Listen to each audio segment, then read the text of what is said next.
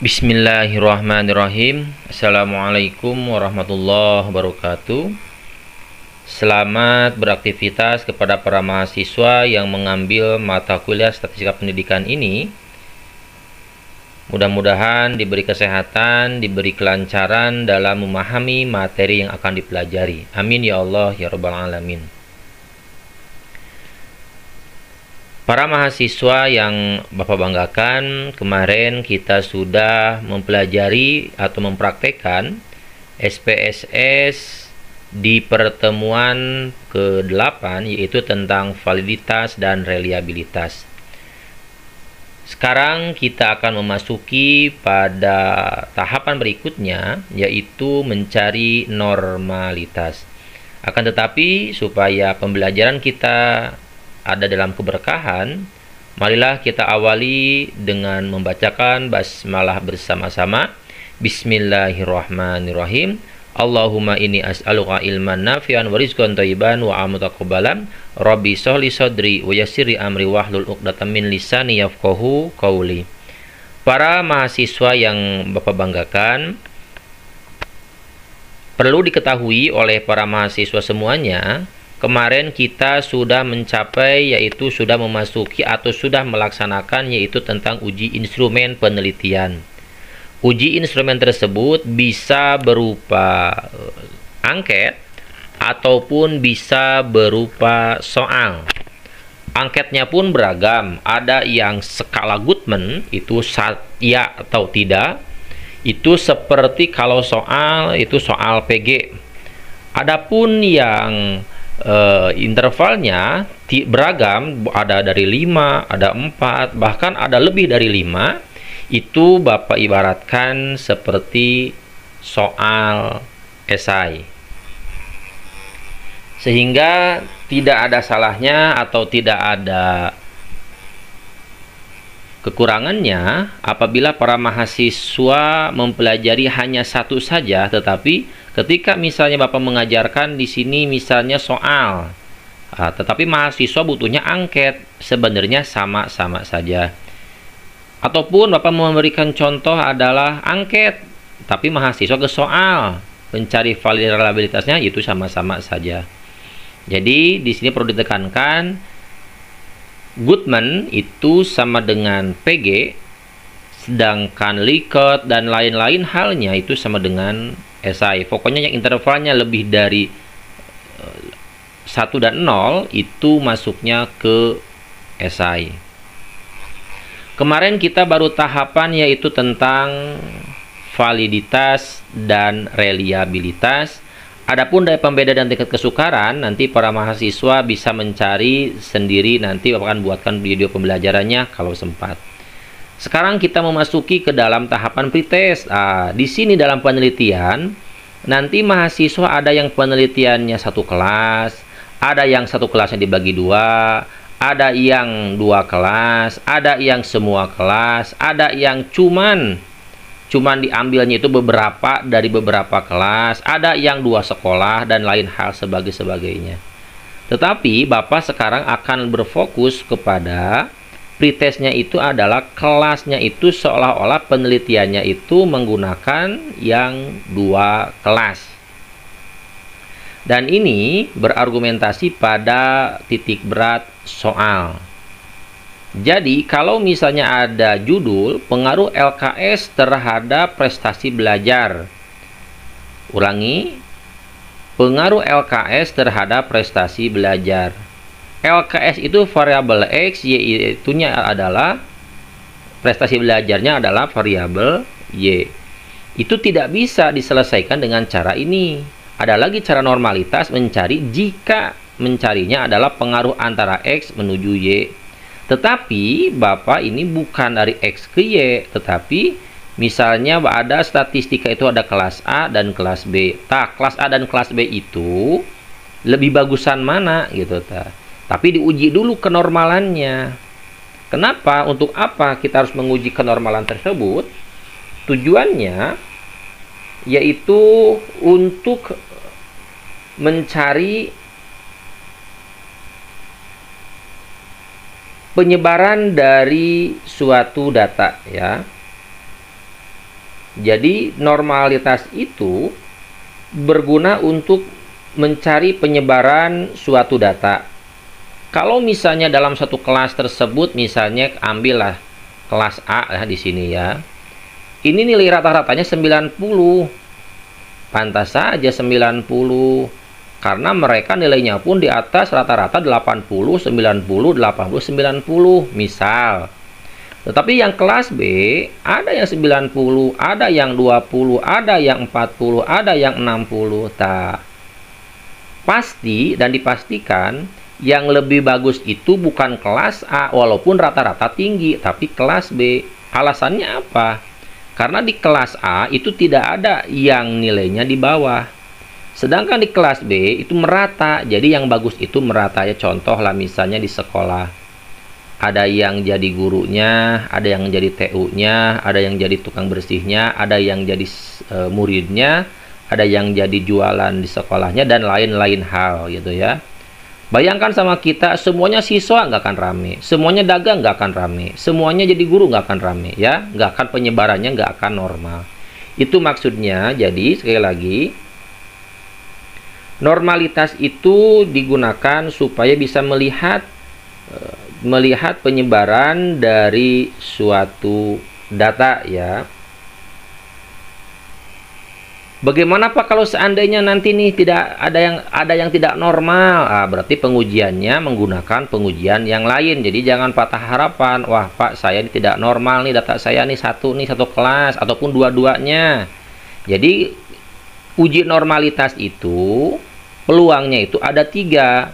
Ada kedua-duanya tidak normal, ada salah satunya tidak normal, ada kedua-duanya normal.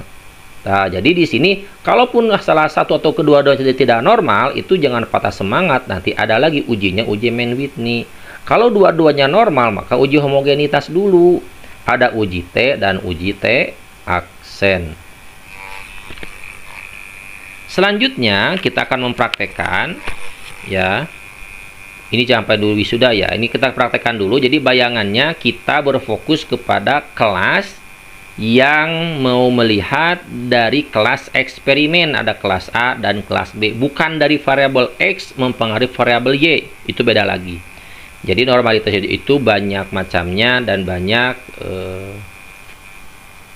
variabelnya ya. Lanjut. Kita akan melihat misalnya nih Bapak sudah menghitung mencari normalitas itu dari kelas A. Ini anggap nilai ujian 65, 50, 58 sampai dengan 71 itu kelas A. Kelas B 93 sampai dengan 51. Didapatkanlah kelas A jumlahnya ada 33 siswa dan kelas B itu ada 31 siswa yang hadir ketika ada pretest tersebut. Nah, setelah dihitung-hitung, maka ketemulah nilai X-Max, X-Mid, jangkauan banyak kelas, panjang kelas, simpangan baku, rata-rata, dan lain-lain. Beres, anggap. Di kelas A itu menyatakan normal dengan perhitungan ada nilai Z, tuas Z, EI, dan lain-lain hal. Kelas B dinyatakan tidak normal dengan perhitungan yang hampir serupa ya. Kenapa ini normal? Karena nilai C tabel itu lebih besar. Kenapa ini tidak normal? Karena nilai C tabel lebih kecil. Nah, sekarang bagaimana cara menghitung menggunakan SPSS? Ya, menggunakan SPSS. Bapak sudah pindahkan. Jadi data yang ini, yang awalnya bentuknya seperti dibentuk horizontal, Bapak kalau ke dalam SPSS harus ke dalam bentuk vertikal ya. Ada kelas A, ada kelas B. Jumlahnya juga sama, ada 33 untuk kelas A dan kelas B 31. Jangan anggapan bahwa yang lebih banyak siswanya itu lebih pintar atau lebih hebat, tidak begitu. Ataupun sebaliknya, jangan beranggapan bahwa 31 itu juga lebih hebat, tidak. Jadi melihat hebat atau bagus atau normal atau tidaknya itu menggunakan uji statistika. Akan tetapi ciri-cirinya sudah terlihat. Ketika di dalam kelas tersebut banyak yang nilainya lebih atau rata nilainya, maka dipastikan data tersebut tidak normal. Akan tetapi sekali lagi Yang menentukan normal ataupun tidaknya adalah uji dari statistika tersebut. Baik, kita lanjutkan ke dalam perhitungan SPSS. Seperti biasa, kita blok yang ini. Urutannya pun tidak jadi masalah ya. Kita blok saja. Mau urutan, mau tidak, nggak jadi masalah. Kita simpan ke yang ada data view dan variable view. Simpennya yang di data view. Di sini disimpan di var, Ctrl V. Seperti biasa, kita robah ke dalam variable view. Var-nya itu robah menjadi kelas A atau data A. Data A ya. Sedangkan yang bawah itu data B. Maksudnya ini hasil ulangan kelas A dan itu hasil ulangan kelas B. Setelah ini selesai, maka untuk mencari normalitasnya, tugas kita adalah arahkan ke analyze, arahkan juga ke deskriptif statistik, ya, deskriptif statistik. Di situ ada explore ya. Nah, ada explore. Masukkan data yang kita itu kelas A itu ke dependent. Lalu kita lihat juga floatnya. Checklist kata-kata normality ya. Baru continue, baru oke.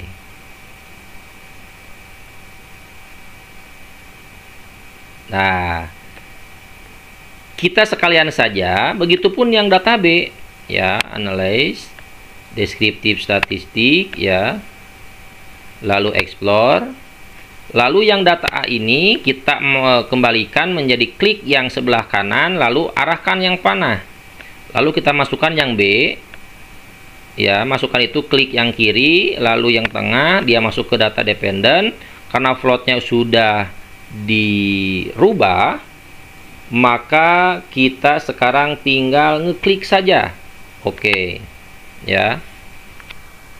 Berarti pengerjaan dianggap sudah selesai. Di sini ada dua perhitungan normalitas. Kita arahkan ke ada tulisannya test of normality ya. Sekali lagi ada test of normality. Nah, ini aja yang paling penting dalam SPSS uji normalitas itu. Di dalam bukunya Sundayana di halaman 89, beliau menyatakan bahwa apabila datanya lebih dari 50 ya. Sekali lagi, kalau datanya 50 atau lebih, maka menggunakan arahannya yaitu ada Kolmorov-Smirnov ya. Kalau misalnya kurang dari 50, maka menggunakannya Svarivov-Wilk ya. Jadi kalau yang sebelah kiri datanya 50 lebih, kalau yang sebelah kanan 50 kurang. Berarti kalau yang sebelah kiri itu dari 50 ke atas, kalau yang sebelah kanan itu datanya kalau 49 ke bawah. Kita lihat dulu DF-nya di sini ya, yang data A itu 33. Walaupun dua-duanya ada, kita jangan melihat yang sebelah kiri, tetapi lihatnya yang sebelah kanan. Normal atau tidak? Nah, lihat di sini, ketika nilai sig-nya itu lebih besar dari 0,05, jika nilai sig-nya lebih besar dari 0,05, maka data tersebut adalah normal. Jadi bisa dipastikan untuk data kelas A ini adalah normal. Kenapa? Karena nilai 0,958 lebih besar daripada nilai 0,05. Kita beralih ke kelas B. Ambil lagi data kelas B, ini di atasnya ada test of normality, sama. Kelas B juga, ini yang dilihatnya. Walaupun banyak yang keluar, tetapi itulah yang paling penting ya. Ini juga sama 31, berarti jangan lihat yang sebelah kiri, tapi yang sebelah kanan. Nilainya adalah 0,120. Sedangkan lawannya atau signifikannya menggunakan 0,05. Dapat dipastikan kedua-duanya itu berdistribusi normal. Kalau yang atas 0,9, kalau ini 0,1, sedangkan lawannya adalah 0,05 ya. Jadi jika nilai signifikan lebih besar daripada alfa atau tingkat kesalahan, maka dapat dipastikan data tersebut adalah normal. Kita bandingkan dengan hasil yang Excel ya. Di Excel kelas A-nya normal, kelas B-nya tidak normal. Bagaimana Pak? Sedangkan di SPSS itu kedua-duanya normal. Kata Bapak dari awal, seandainya ya hasil Excel itu menyatakan tidak normal, maka Anda harus menggunakan yang ini, uji Mann-Whitney, jika Anda menggunakan Excel. Ya, karena salah satunya tidak normal. Jika Anda menggunakan SPSS, karena di SPSS perhitungannya normal kedua-duanya, maka dilanjutkan terhadap uji homogenitas. Timbul pertanyaan, ya, kalau begitu kemungkinan besar akan ada perbedaan hasil, bisa jadi. Tetapi kembali lagi Anda menggunakan yang mana. Yang selanjutnya, pertanyaan berikutnya, seandainya untuk uji validitas saya menggunakan Excel, untuk normalitas saya menggunakan SPSS, apakah boleh? Boleh, nggak ada yang masalah, karena Bapak ajarkan ke semuanya dan para mahasiswa berhak menggunakan semuanya. Itu ya. Jadi asalkan mahasiswa ngerti dan bisa dipertanggungjawabkan, itu nggak jadi masalah. Selanjutnya, kalau seandainya data ini udah normal, ya, udah normal, maka tinggal kita memindahkan ke dalam Word ini. Bagaimana caranya? Kita kata Bapak juga, lihat ke output. Kita ke kelas A dulu, kan ada data A, ya, test of normality. Yang di sininya klik kanan, baru copy. Ya, baru pindahkan ke mana? Ke sini. Ya, ke Word-nya. Lalu di sini seharusnya tulisan juga test of normality kelas A misalnya, supaya untuk pembeda. Tapi di sini juga kelihatan ada data A ya. Terus selanjutnya kita pindahkan lagi, yaitu yang B-nya. Mana yang B-nya? Di sini ada data B, yaitu test of normality. Kita klik kanan, copy ya, udah copy, baru pindahkan ke dalam Word ya, Ctrl V. Jadi yang kelas A normal, kelas B juga normal. Ketika kedua-duanya normal, maka perhitungan mahasiswa dilanjutkan dengan uji homogenitas. Mungkin itu saja yang bisa Bapak sampaikan. Adapun untuk pengesavean dan lain hal, nanti mahasiswa bisa perhatikan pertemuan ke-8 ya. Untuk selanjutnya, format latihan nanti akan Bapak sediakan di GCR. Jadi di samping para mahasiswa bisa mempraktekkan langsung arahan dari Bapak, mahasiswa pun akan sama Bapak berikan adalah soal untuk latihannya. Jadi ketika memperhatikan sama dilanjutkan dengan latihan, mudah-mudahan tambah mengerti dan tambah bisa. Mungkin itu saja yang bisa Bapak sampaikan pada pertemuan materi ke-9 ini. Mudah-mudahan ada manfaatnya, bahkan banyak, dan para mahasiswa tambah pede dalam menyusun skripsinya masing-masing. Kita tutup saja pertemuan ini dengan membacakan hamdalah bersama-sama. Alhamdulillahirabbil alamin. Akhirul kalam. Assalamualaikum warahmatullahi wabarakatuh.